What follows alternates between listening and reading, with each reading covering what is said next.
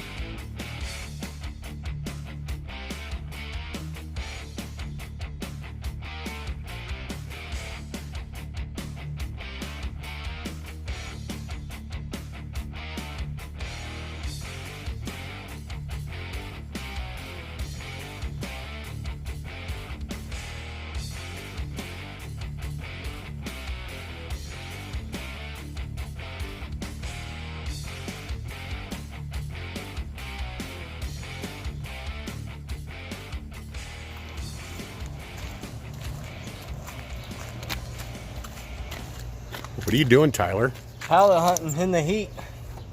Jeez. We loaded.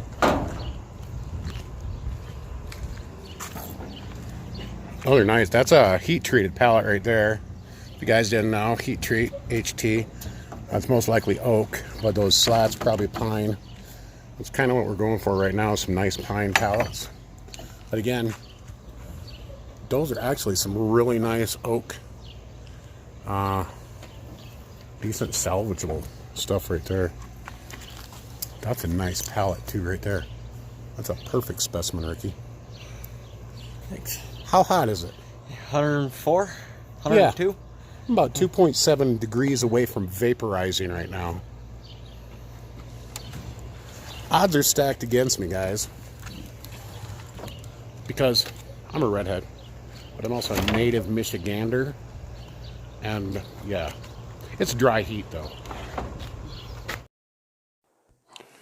As you may be guessing, I probably have a lot of pallet projects coming up. This is what we've salvaged back. This is all denailed and a ton of hardwood in here. Plus some poplar and quite a big selection of red oak and pine.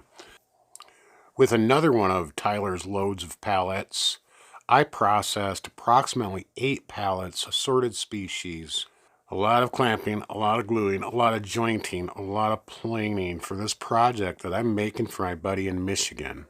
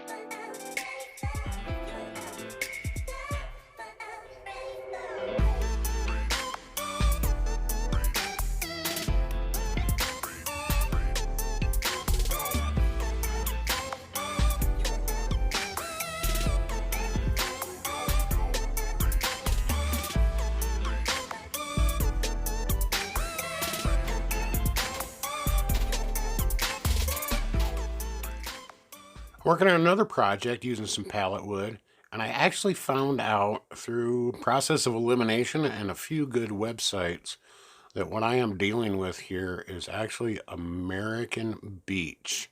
based on the coloring, based on the grain structure. You're really going to have to wait till next week, and I'll show you the finished project, but it's a project for our kitchen, and it's going to be basically a refrigerator magnet, but it's going to be a shelf system that sticks on the side of the refrigerator. We have a unique kitchen. We actually live in a very tiny house, a little over 500 square feet, so we have to maximize our space the best we can, and Billie Jo came up with a great idea, and I am making it. As always, this week, Billie Jo is diligently working on our 16 by 16 by 3 butcher blocks. That is a popular item on our website. This is a freshly oiled block going to a gal named Christy. This is also a customer's board that we're working on. And this one's a little bit unique. There's a couple more steps that we have to do to this. This is actually going to have an edge glued onto it so it sits up against a counter.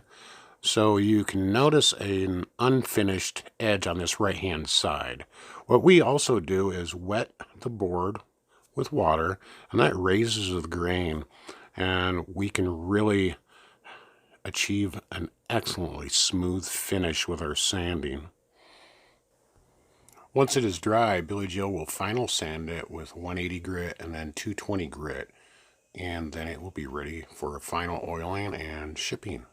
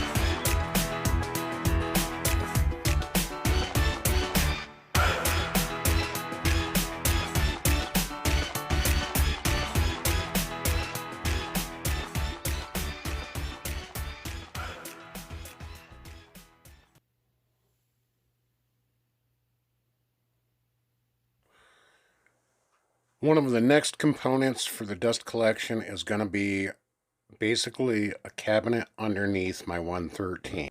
The body of my 113 really just isn't big enough to collect enough chips. I have a cardboard panel underneath the body of the saw and a cardboard panel on the back, and that's where my dust collection hose hooks up.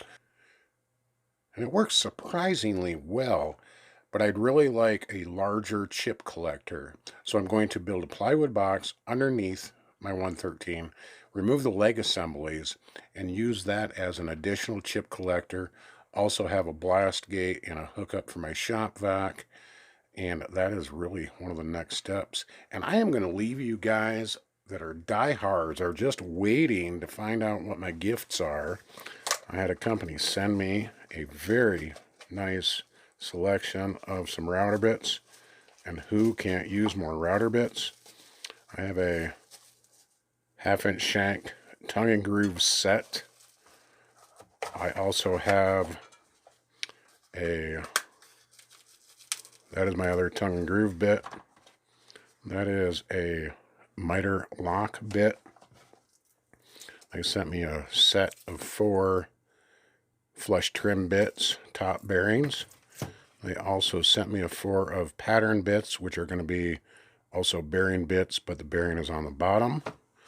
They also sent me a 1-inch slab flattening bit. Also some keyhole bits and a set of corner round bits. Guys, check out the link in the description, but I will also be writing a full article on all these router bits. I will also be making setup how-to tutorials on the lock miter bit and the tongue and groove bits, and illustrations on the pattern bits and the flush trim bit, guys. As always, get out in your shop and start making some sawdust. You guys rock.